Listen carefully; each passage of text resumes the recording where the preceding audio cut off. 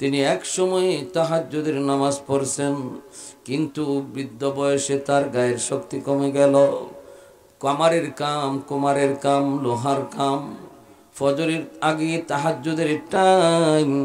আব্দুল্লাহ ইবনে মুবারকের ঘরটা আমাদের ঘরের সামনে সামনে। জানালা দিয়া তাকাইলে আব্দুল্লাহ ইবনে মুবারকের ঘর দেখা যায়। আমার স্বামী তাহাজ্জুদের সময় ঘুম ভাঙতো ঠিক, যৌবনের অভ্যাস অনুযায়ী তার ঘুম ঠিকই ভাঙতো, কিন্তু গায়ে শক্তি থাকতো না, গায়ে তার ব্যথা। এজন্য জানালা দিয়া তাকায় দেখতো আল্লাহর ওলি আব্দুল্লাহ ইবনে মুবারক তাহাজ্জুদের নামাজ আদায় করে রে। ওই দৃশ্যটা দেখা আমার স্বামী চোখের পানি জড়ায় জড়ায় কাঁদতো আর বলতো, মালিক, আমারও তো মন চায় তোমার কুদরতি কদমে সেজদা দেই, আমারও মন চায় শেষ রাতে তোমার খাস দরবার যখন খুলে যায়, ওই সময়টা, যেই সময়টাতে যা চায় বান্দা তুমি তা দাও। আমার তো মন চায় আমিও তোমার কাছে কিছু চাই, কিন্তু পারি না। আল্লাহ, সারাদিন কামারের কাম করি, লোহার কাম করি, আমি ক্লান্ত, আমি বড় পরিশ্রান্ত, এজন্য উঠতে পারি না গো মালিক, কিন্তু আমারও মন চায় তাহাজ্জুদ পড়ার। আল্লাহ পাক রব্বুল আলামিন তার ওই মনের এই ইচ্ছা আর চাহা, তার আগ্রহ আর আকুতি আর মিনতিকে আল্লাহ এত পছন্দ করছে, আব্দুল্লাহ ইবনে মুবারক তাহাজ্জুদ পুইরা যেই পরিমাণ সওয়াব পাইছে, আল্লাহ তারে ঘুমায় থাকলো ওই পরিমাণ সওয়াব তারে দান করছে। আমার ভাইরা, বন্ধুরা, যুবক, এজন্য একটু দিলটা নরম করে কথাগুলি শোনো। আল্লাহ পাক রব্বুল আলামিন পবিত্র কোরআনের সূরাতুত তিনের ভিতরে বলেন, এ মানুষ, তোমার দাম সমাজের মানুষের কাছে কমে যায়, মানুষ তোমাকে দাম দেয় না যখন বৃদ্ধ বয়সে তুমি উপনীত হও, গায়ে তোমার শক্তি নাই, এজন্য গড়ও দাম দেয় না, সমাজেও তোমার কথা কেউ শুনতে চায় না। যৌবনে তুমি ধমক দিছ, 10 জন ভয় পাইছে, এখন তোমার ধমকে একটা বাচ্চাও ভয় পায় না, ঠিক না? কারণ তুমি নিজেই লাঠি বর দিয়ে হাঁটো, তোমার ধমকে বাচ্চাও ডরায় না। আর যৌবনে তোমার ধমকে 10 জন মানুষ চুপ হয়ে গেছে। আল্লাহ পাক রব্বুল আলামিন বলেন, যদি তুমি যৌবনে আমার গোলামি করো, যৌবনে যদি তুমি আমার গোলামি করো, যৌবনে যদি তোমার মসজিদে পাওয়া যায়, যৌবনে যদি তোমাকে রোজা রাখতে দেখা যায়, যেই সময়টাতে তোমার গায়ে শক্তি থাকবে না, মানুষ তোমাকে দাম দিতে চাইবে না, আমি আল্লাহ তোমাকে দামি বানায় দিব। তোমার যৌবনের যতগুলি আমল যৌবনে জারি ছিল, সবগুলি আমল আমি আল্লাহ বৃদ্ধ বয়সে আমল নামায় সমানভাবে জারি রেখে দিব। ইল্লাল্লাযীনা আমানু ওয়া আমিলুস সালিহাত ফালাহুম আজরুন গায়রু মামনুন। আল্লাহ পাক বলেন, এ ফেরেশতারা শুন, আমার বান্দা ঘরে নামাজ পড়ে, মসজিদে যাইতে পারে না, গায়ে তার শক্তি নাই, কোমরে তার ব্যথা, হাঁটুতে ব্যথা, ভয় হয় মসজিদে গেলে পরে অ্যাক্সিডেন্ট হওয়ার সম্ভাবনা রয়েছে, পরে যাওয়ার ভয়, এজন্য আমার বান্দা ঘরে নামাজ পড়ে, শরীর উজর তার ভিতরে পাওয়া গেছে, এতটা দুর্বল, সে অসুস্থ, এজন্য মসজিদে যেতে পারে না। আল্লাহ পাক ফেরেশতাদেরকে বলে, ফেরেশতারা, আমার বান্দার যৌবনের ফাইলটা আমি আল্লাহকে দেখাও। আল্লাহকে যখন যৌবনের ফাইলটা দেখানো হবে, রব্বুল আলামিন ফাইল উল্টায় আল্লাহ বলবে, ওই যে দেখো, যৌবনে আমার বান্দার মসজিদে যাওয়ার আমল আছে, প্রতি ওয়াক্ত মসজিদে যায় নামাজ পড়তো, এখন আমি তার শক্তি কেড়ে নিয়েছি, আমি তারে বৃদ্ধ বানাইছি, নিজের ইচ্ছায় বৃদ্ধ হয় নাই, আমি তার গায়ের শক্তি কেড়ে নিয়েছি। যদি আজও তার গায়ের শক্তি থাকতো, আজও সে মসজিদে যায় নামাজ পড়তো রে। অতএব আমার বান্দা যৌবনে যেইভাবে মসজিদে গিয়া নামাজ পড়ছে, আজ বৃদ্ধ বয়সে ঘরে পড়লেও তার আমল নামায় জামাতের সওয়াব লিখে দাও। আমার বান্দা তাহাজ্জুদ পড়তো, গায়ে যতদিন শক্তি ছিল, এখন পড়তে পারে না, আফসোস করে।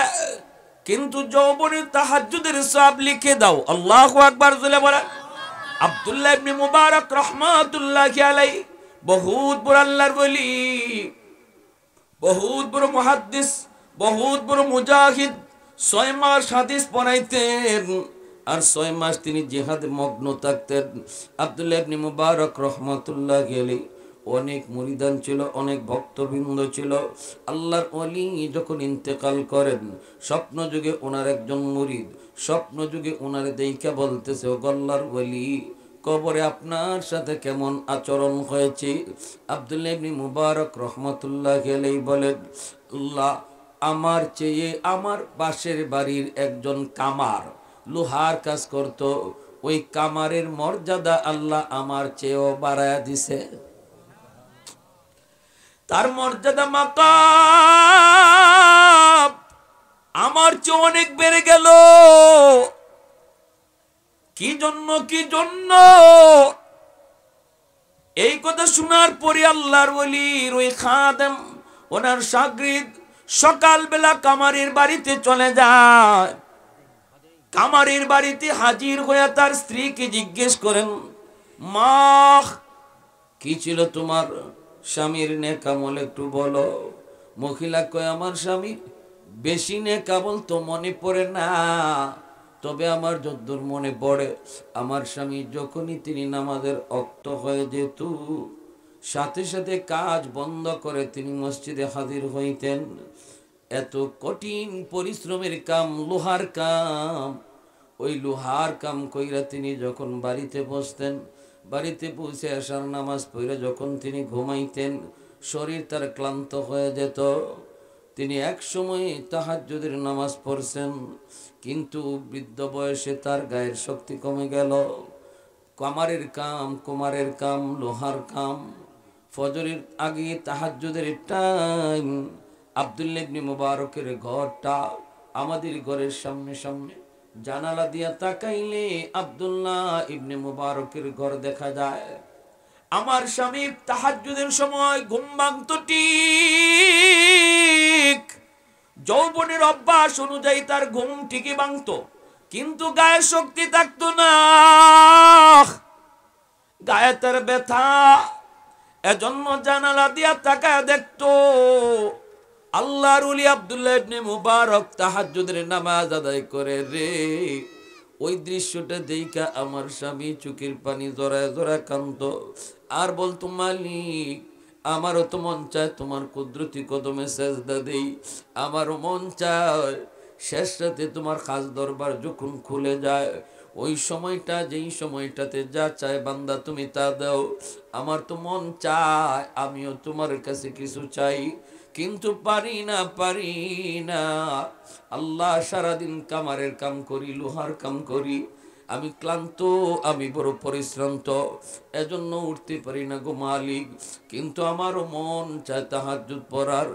আল্লাহ পাক রব্বুল আলামিন তার ওই মনের এই ইচ্ছা আর চাহা, তার আগ্রহ আর আকুতি আর মিনতিকে আল্লাহ এত পছন্দ করছে, আব্দুল্লাহ ইবনে মুবারক তাহাজ্জুদ পইরা যেই পরিমাণ সওয়াব পাইছে, আল্লাহ তারে ঘুমায় থাকলো ওই পরিমাণ সওয়াব তারে দান করছে।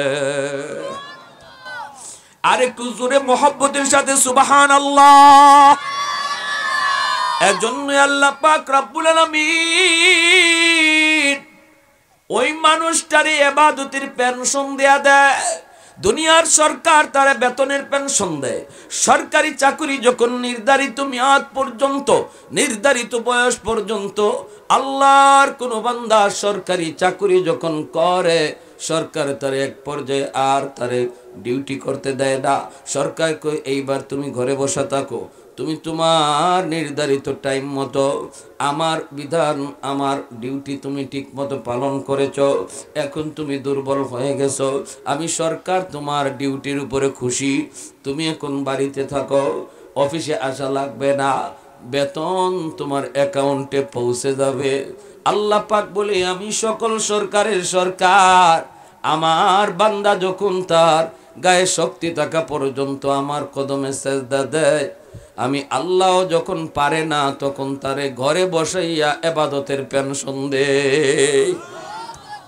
আল্লাহু আকবার। তাহলে গায়ে শক্তি থাকতে আল্লাহর কদমে সেজদা দেওয়ার দরকার আসেনি না নাই? আরেকটু জোরে বলে আসেনি না নাই? এ যুবক, তোমার যৌবনের ইবাদতের কারণে আল্লাহ জমিন টিকায় রাখছে। সুবহানাল্লাহ জোরে বলো। প্রতিদিন জমিন আল্লাহর কাছে আবদার করে, মালিক আলা কুল্লি ইয়াউমিন ওয়াল আরদু ইস্তাজিলু রাব্বাহু ওয়াল মালাইকাতু ইস্তাজিলু রাব্বাহু ওয়াল বাহরু ইস্তাজিলু রাব্বাহু আবদালিউ ইবনা আদম ফি কারি। আল্লাহ পাক রব্বুল আলামিন হাদিসে কুদসি আল্লাহ বলেন, প্রতিদিন জমিন আমি আল্লাহর কাছে আবদার করে, মালিক অনুমতি দাও আমি জালেম গুলিরে আমার পেটে গিলে ফেলি। যেমন কয়েকদিন আগে তুরস্কে কত বড় ভূমিকম্প হয়ে গেল, লক্ষ মানুষকে জমিন গিলে ফেলেছে, 5 তলা 6 তলা 10 তলা বিল্ডিং জমিন গিলে ফেলেছে। আল্লাহ বলেন, এই রকম গিলে ফেলার জন্য প্রতিদিন জমিন আল্লাহর কাছে আবদার করে। কেন করে জানেননি? জমিনে কো মালিক আমি জমিন আর কতকাল ধৈর্য ধরব? আসবিরু ইলা মাতা আসবিরু, আসবিরু ইলা মাতা আসবিরু, আমি জমিন আর কতকাল ধৈর্য ধরব? ওই জালেমগুলি তোমার দেওয়া হাত দিয়ে তোমার নাফরমানি করে, তোমার দেওয়া চোখ দিয়ে তোমার নাফরমানি করে, তোমার দেওয়া জবান দিয়ে তোমার নাফরমানি করে, তোমার দেওয়া পা দিয়ে তোমার নাফরমানি করে। আমি জমিন আর কত ধৈর্য ধরব? আল্লাহ অনুমতি দাও, আবতালিউ ইবনা আদম ফি কারি, আমি সবগুলি জালেমকে গুনাহগারকে খেয়ে ফেলি। এমনি ভাবে আল্লাহ পাক কয়, সাগর মহাসাগরগুলি প্রতিদিন আল্লাহর কাছে এই আবদার করে, ও মালিক আমি সাগর আর কতকাল গুনাহ দেখব? আমার পারে আইসা, সমুদ্র সৈকতে আইসা যেই পরিমাণ গুনাহ করে, যেই পরিমাণ অন্যায় করে, আমি সাগর আর সইতে পারি না, একটু অনুমতি দাও। ওরা তো মাটিরে নাপাক করে ফেলেছে, জমিনটারে নাপাক করে ফেলেছে, একটু অনুমতি দাও, অনুমতি দাও, আমি সাগর পাক বানায় দেই পানি দিয়া। আল্লাহ পাক রব্বুল আলামিন এইভাবে ফেরেশতারা পর্যন্ত প্রতিনিয়ত আবদার করে। জমিন প্রতিদিন আল্লাহর কাছে আবদার করে আর কয়, মালিক আর ধৈর্য ধরতে পারি না। আল্লাহ পাক রব্বুল আলামিন তখন বলে, এর জমিন থাম থাম, আমার আর আমার বান্দার ভিতরে তোমরা নাক গলাতে আসবা না। আমি আল্লাহ দেখতেছি জমিনে কেমন অন্যায় হয়, কেমন অত্যাচার হয়, কেমন গুনাহ হয়। এরপরও আমি আল্লাহ কেন ধরি না জাননি? কারণ ওই মানুষকে আমি আল্লাহ বড় আদর করে বানাইছি। আসমান আল্লাহ বানাইলেন কুন ফায়াকুন বইলা, জমিন আল্লাহ বানাইছেন কুন ফায়াকুন বইলা, কিন্তু আমাকে আপনাকে আল্লাহ পাক কুন ফায়াকুন বইলা বানায় নাই। মানুষকে আল্লাহ বানাইছে খলাকতু বিয়াদাইয়া, আল্লাহ বলে আমার কুদরতি হাত দিয়া বান্দা বান্দিরে বানাইছি। কারণ এই চেহারার মধ্যে তো দামি কপাল, এই কপাল দিয়া বান্দা আমার কুদরতি কদমে সেজদা দেয়, এই কপাল দিয়া বান্দা আমার কুদরতি কদমে সেজদা দেয়। এই কপাল কুন ফায়াকুন বললে হয় না, এই কপাল ফেরেশতাদের হাতে বানাইলো হয় না, এই কপাল আমি আল্লাহ নিজের হাতে বানাইছি, আমি নিজের হাতে বানাইছি। এ জমিন থাম থাম, জানোস নি জমিনের মধ্যে এখনো 4টা শ্রেণী আছে। এই 4 শ্রেণীর কারণে আমি আল্লাহ জমিন টিকায় রাখছি। লাউলা মাশাইখু রুকা ওয়াশবাবু খুশা ওয়াল আতফালু রুদ্দা ওয়াল আনআমু রুত্তা লাজআলতুস সামাআ হাদিদা ওয়াল আরদা খাফসাফা ওয়াত তুরাবা রামাদা ওয়ামা আনজালতু মিনাস সামাই কাতরা ওয়ামা আম্বাতু মিনাল আরদি নাবাতা বাল আনজালতু আলাইকুমুল আযাবা সাব্বা। আল্লাহ পাক রব্বুল আলামিন বলেন, এই জমিনের মধ্যে এখনো কিছু বৃদ্ধ বান্দা বান্দি রয়েছে, চুল দাড়ি তাদের সাদা হয়ে গেছে, কোমরে তার ব্যথা, হাঁটুর জয়েন্টে জয়েন্টে ব্যথা, সেজদা দিতে গেলে তার কষ্ট হয়। এরপরও সাদা চুল সাদা দাড়ি আমার কিছু বান্দা বান্দি, ওরা বৃদ্ধ বয়স কষ্ট করে আমি আল্লাহকে সেজদা দেয়। এদের সেজদার দিকে তাকাইলে জমিনের প্রতি আমি আল্লাহর মায়া লেগে যায়। ওয়াশাবাবু খুশা, আল্লাহ পাক বলেন এখনো জমিনের ভিতরে এমন যুবক, এমনও কিছু যুবক রয়েছে যেই যুবক যৌবনের পাগলামি করে না, যৌবনে গুনার কাজে যায় না, যৌবনে গান বাজনার আয়োজন করে না, যৌবনে সে বাপ মার সাথে বেয়াদবি করে না, যৌবনে মুরব্বীদের সাথে বেয়াদবি করে না, যৌবনে হারাম কাজে যায় না, যৌবনকালে মদ গাঞ্জায় আবার দিকে যায় না, যৌবনে তার মসজিদে পাওয়া যায়, যৌবনে তার মাথায় টুপি পাওয়া যায়, যৌবনে তার মুখে দাড়ি দেখা যায়, যৌবনে বাপ মার সেবা করতে পাওয়া যায়, যৌবনে মুরব্বীদেরকে শ্রদ্ধা করতে দেখা যায়, উলামায়ে কেরামকে তাজিম করতে দেখা যায়। অবৈধ প্রেম ভালোবাসা অন্তরে রাখে না, বরং আমি আল্লাহর প্রেম অন্তরে জমায় নেয়। ওই যুবকগুলির কলিজার দিকে তাকাইলে এই গুনাহগার জমিনের প্রতি আমি আল্লাহর মায়া লেগে যায়।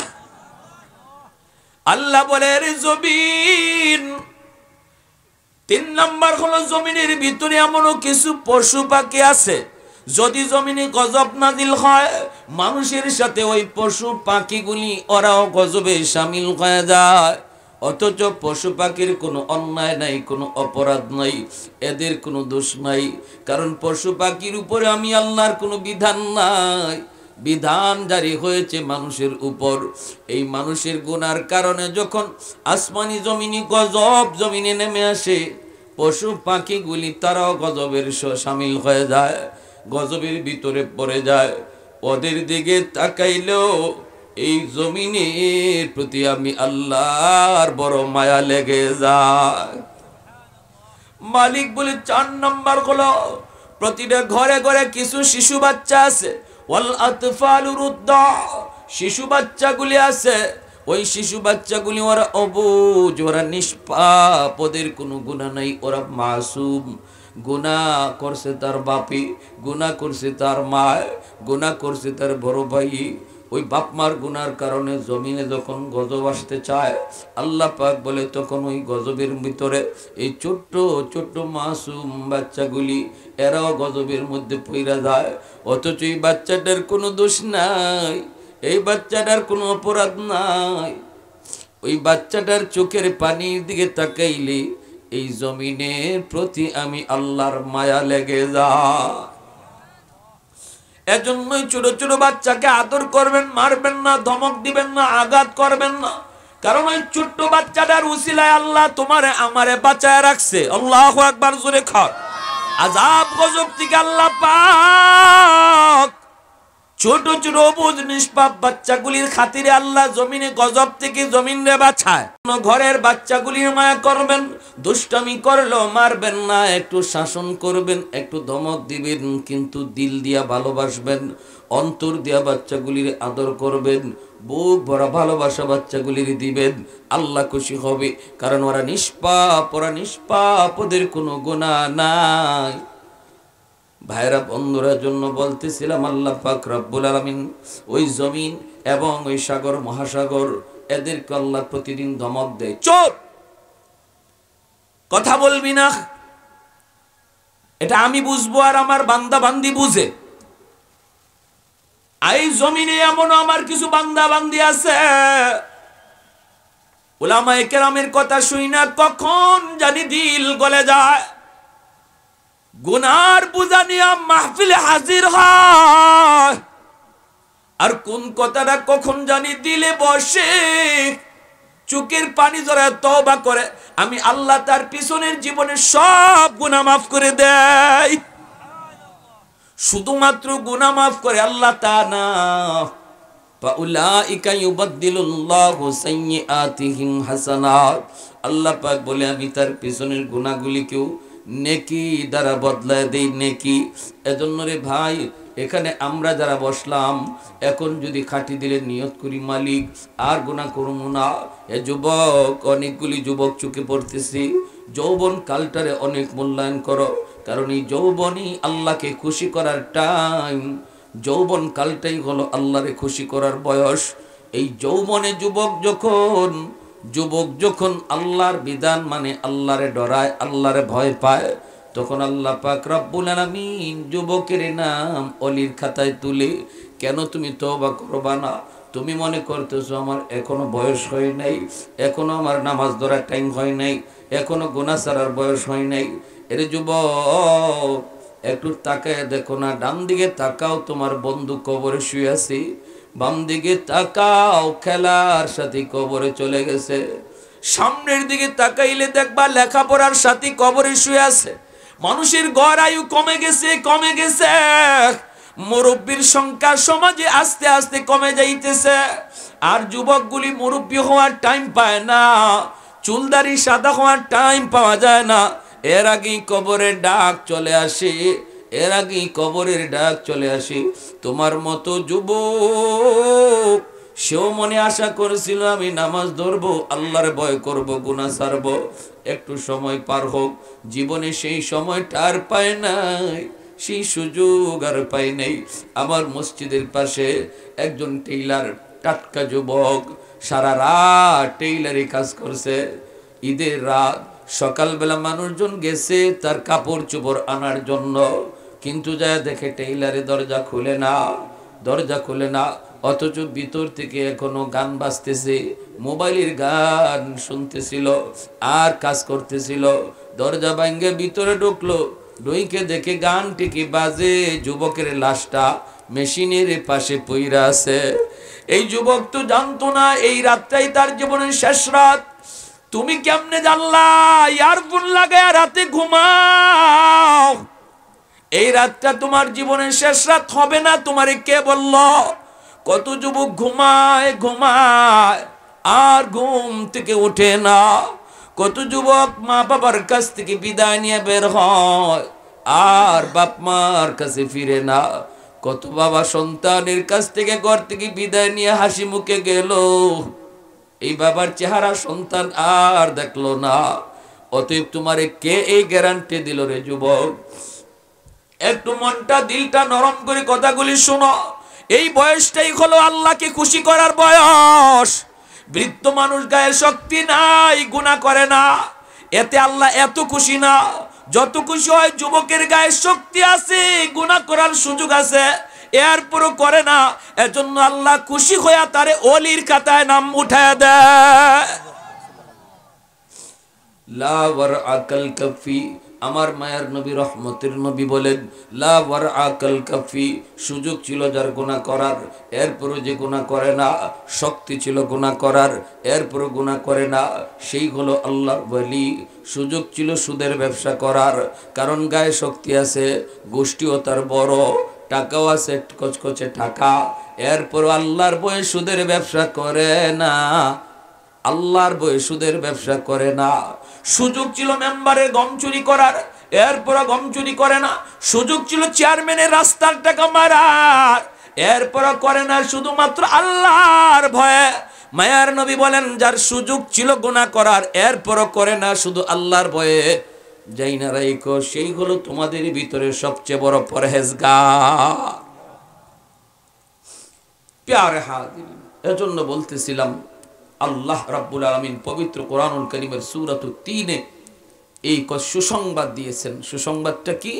সুসংবাদ হলো যে মানুষ গায়ে শক্তি থাকা অবস্থায় সে আল্লাহর বিধান মানবে, ঠিকমতো দায়মি একটা আমল করবে। মসজিদে যাওয়ার অভ্যাসটা এক ওয়াক্ত গেলাম আর এক ওয়াক্ত গেলাম না এমন না, প্রতিদিন ৫ ওয়াক্ত সে হাজির হয়, প্রতিদিন তেলাওয়াত, কোরআন তেলাওয়াত করে, কোনোদিন মিস হইলেও কষ্ট পায়। প্রতিদিন দায়মি যে আমলগুলা গায়ে শক্তি থাকা অবস্থায় করবে, পবিত্র কোরআনের সূরাত ৩ আল্লাহ এই কথা বলেছেন, কসম খায়া তোমার বৃদ্ধ বয়সে যখন এই আমলটা করবার শক্তি থাকবে না, আমি আল্লাহ তোমারে এই আমলের পেনশন দিয়ে দিব।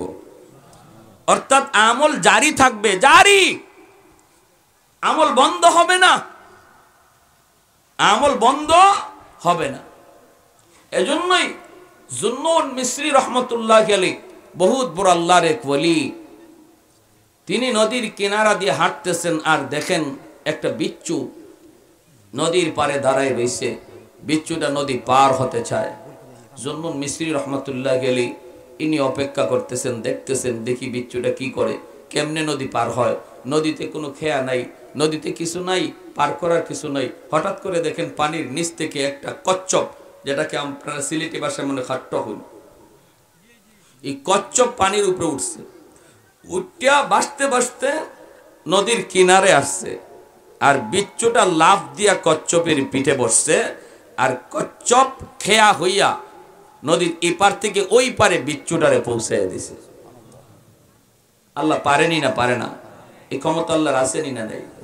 কাদিরে কুদরত দারি বরকামাল, কাদিরে কুদরত দারি বরকামাল, আনতা রব্বি আনতা হাসবি দুল জালাল, আনতা রব্বি আনতা হাসবি দুল জালাল। আহাদুল লাইসা কামিসলি সামাদুন লাইসা কাফাদলি, লিমানিল মুলকু তুগু ই তু সাজাওয়ার খুদাই, তো খুদা বন্দে আমি নি, তো খুদা বন্দে সারি, তো খুদা বন্দে জমিনি, তো খুদা বন্দে সামাই, তো রহিমি তো করিমি, তো সামিঈ তো বসিরি, তো মুইদ্দি তো মুদিল্লি, তো মালিকিল আরশি বাজাই।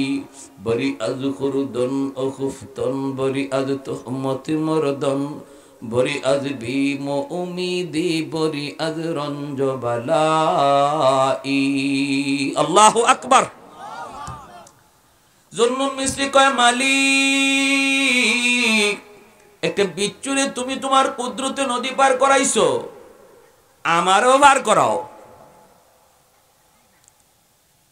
আল্লাহ পাক রব্বুল আলামিন অন্তরের ভিতরে ইলহাম করে দিলেন, হাতের যায় নামাজ পানিতে বিছায়া দাও।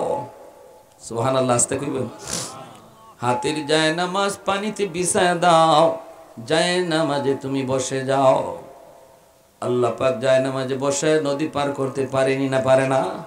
শাহজালাল মুজুরিদি ইয়ামুনি সুরমা নদী কেমনে পার হইছেন? নৌকায় না, যায় নামাজে বৈশা। কেমনে বৈশা? যায় নামাজে বৈশা। এজন্য আল্লাহ পারেনি না? পারে না। এটা তো ওলিদের কারামত, ওলিদের কোনো নিজস্ব ক্ষমতা না, ওলিদের কারামত। এটা ঘটায় কে? আল্লাহ যদি করে তাহলে সব অসম্ভব সম্ভব, ঠিক না? ওলিদের মুজিজা, ওলিদের কারামত, নবীদের মুজিজা, এগুলা তাদের ব্যক্তিগত কোনো ক্ষমতা না, এটা গঠন আর করান কে? এজন্য আহলে সুন্নাহ ওয়াল জামাতের আকীদা হলো কারামাতুল আউলিয়া হাক্কুন, ওলি আল্লাহদের কারামত এটা হক, বেশক সত্য। কিন্তু আমাদের সমাজে কিছু ভাইরাস আছে, কিছু ভাইরাস আছে, ওলি আল্লাহ তো মানেই না, আর ওলি আল্লাহদের কোনো কারামতের ঘটনা কইলে আর বললে গাঞ্জাখুরি কথা কয়। কয়নি না? কয় না? কোরআনের কোথায় আছে, হাদিসের কোথায় আছে? আরে বাটফার, তুই কোরআনের, এই কোরআনের কোথাও পাস না। সুলাইমান আলাইহিস সালাম বিলকিস রানীর সিংহাসন কেমনে আনাইলেন? বিলকিস রানীর সিংহাসন কেমনে আনাইলেন সুলাইমান আলাইহিস সালাম? ইনি বলছেন যে বিলকিস রানী রওনা দিয়া দিছে 7টা গেটের ভিতরে সিংহাসন রাখিয়া, আর 7টা গেটের তালার চাবি বিলকিস রানীর গুঞ্জার মাঝে। এইবার সুলাইমান আলাইহিস সালাম কয়, রানী তো রওনা দিয়া দিছে, আর সিংহাসন হইল 7টা গেটের ভিতরে, চাবি হইল রানীর হাতো। আমার দরবারে এমন কে আসো এই 7 গেটের ভিতরে তাকাও, এই সিংহাসন বিলকিস রানী আসার আগে আগে নিয়ে আসতে পারবা। অকাল ইফরিতু মিনাল জিন, জিনের ভিতর থেকে ইফরিত নামক এক জিনে কয় আমি পারমু। এমনি সুলাইমান নবী কয় আরো তাড়াতাড়ি কেটে পারবা। তখন দরবারের ভিতর থেকে একজন আল্লাহর ওলি, যিনি ইসমে আজম জানতেন, আল্লাহ যাকে ইসমে আজমের পাওয়ার দিয়েছিলেন, ইনি কয় আমি এর চেয়েও তাড়াতাড়ি আনতে পারবো। সুলাইমান আলাইহিস সালাম কয় কত তাড়াতাড়ি? ইনি বলতেছে আপনি চোখ মুছবেন আর চোখ খুলবেন, দেখবেন সিংহাসন হাজির। আরো আসতে কোন সুবহানাল্লাহ। বোঝা যায় আপনাদের এখানে এরকম দুই একজন আল্লাহর ওলি অহরহ আছে। সুবহানাল্লাহ আসতে কেন? জোরে বলেন সুবহানাল্লাহ। চোখ মুছবেন আর চোখ খুলবেন, 1000 মাইল দূরে সিংহাসন হাজির হয়ে যাবে। এটা কি এমনে? আল্লাহ পাকের নাম আল্লাহ, এটা ইসমে আজম।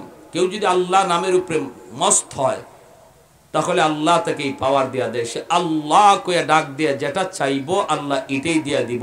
এটা অসম্ভব হইল আল্লাহ সম্ভব বানাইয়া দিব। আবার কেউ বলছেন ইয়া হাইয়্যু ইয়া কাইয়্যুম, এই নাম বেশি বেশি যে জপব, এর উপরে যে আমল করব, তারে আল্লাহ ইসমে আজমের শক্তি দেয়।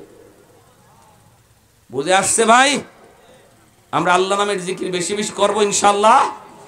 ইয়া হাইয়্যু ইয়া কাইয়্যুম বেশি বেশি পড়ব ইনশাআল্লাহ। সুলাইমান আলাইহিস সালামের সামনে সিংহাসন হাজির হয়ে গেছে, মাটির নিচ দিয়া সিংহাসন হাজির করে ফেলাইছে।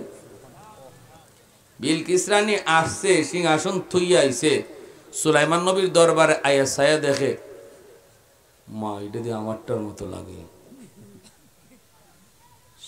বিশ্বাসও তো করতে পারে না, কেমনে কয় এটা দিয়ে আমারটা, কেমনে কয়? কারণ নিজের চৌকে থুইয়া আইছে 7টা গেটের ভিতরে তালা দিয়া। এরপরে রওনা দিয়া দিছে। এই সিংহাসন, এত বড় সিংহাসন এখানে আইব কেমনে, কইতে তো পারে না। সুলাইমান আলাইহিস সালাম কয়, দেখো তো সিংহাসনটা চিনোনি, এটা কি তোমার? এখন কেমনে কয় হয় এটা আমার? তো যদি কয় আমার, তাহলে আইলো কেমনে? কত প্রশ্ন জাগেনি না জাগে না? বুদ্ধিমতী নারী ছিল বিলকিস রানী, কয় আমার ওই কই কেমনে, তবে আমারটার মতোই, আমারটার মতোই। তখন সুলাইমান আলাইহিস সালাম বুঝছে যে না, এটার মাথার গিলু আছে, এটার মাথায় গিলু আছে।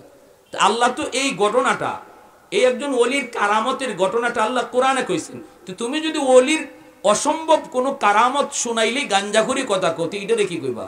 আল্লাহর কোরআনে আয়াতরে কি কইবা?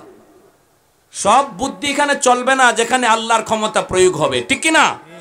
আল্লাহর ক্ষমতা যেখানে চলবে, এখানে তোমার আমার যুক্তি চলবে না, বুদ্ধি চলবে না।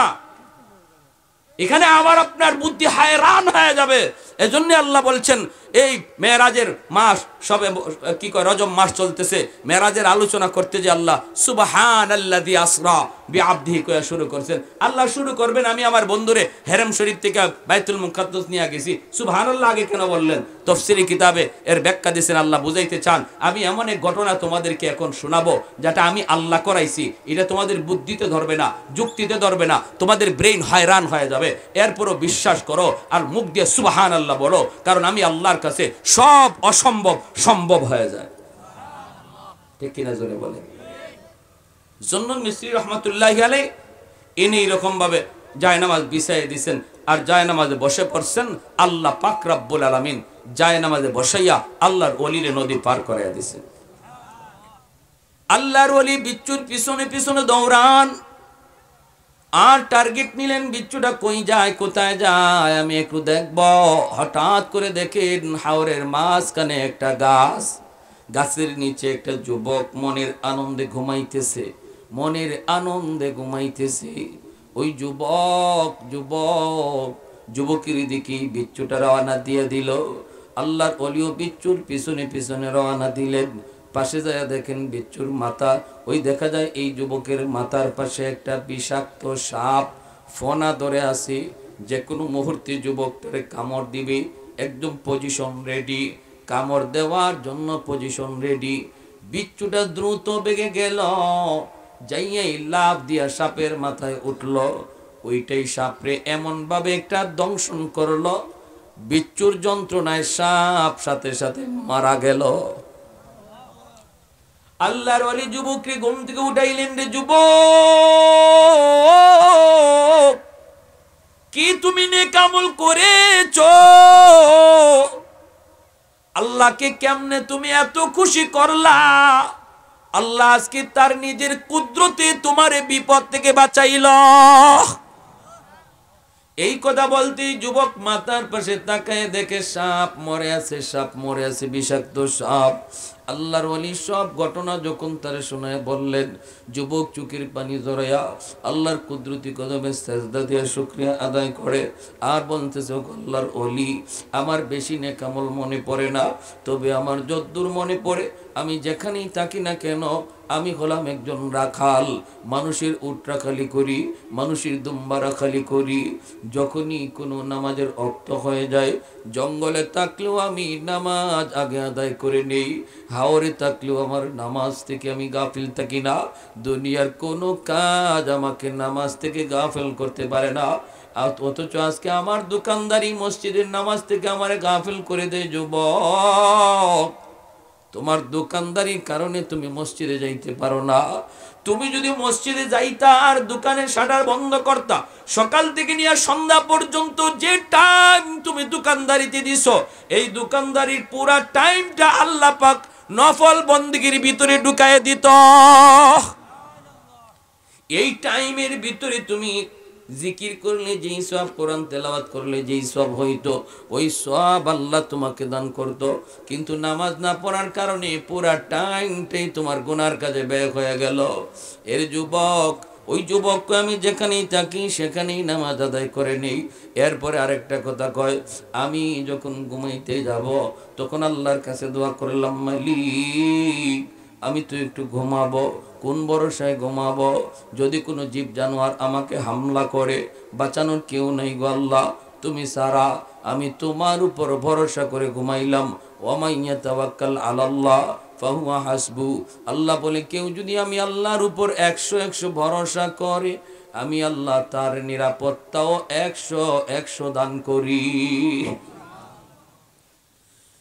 এই যে আল্লাহর উপর ভরসা করে ঘুমাইছে, এজন্য আল্লাহ বিষাক্ত সাপের কামড় থেকে বিচ্ছু দিয়া তারে বাঁচাইছে। সুবহানাল্লাহ, জোরে কোন।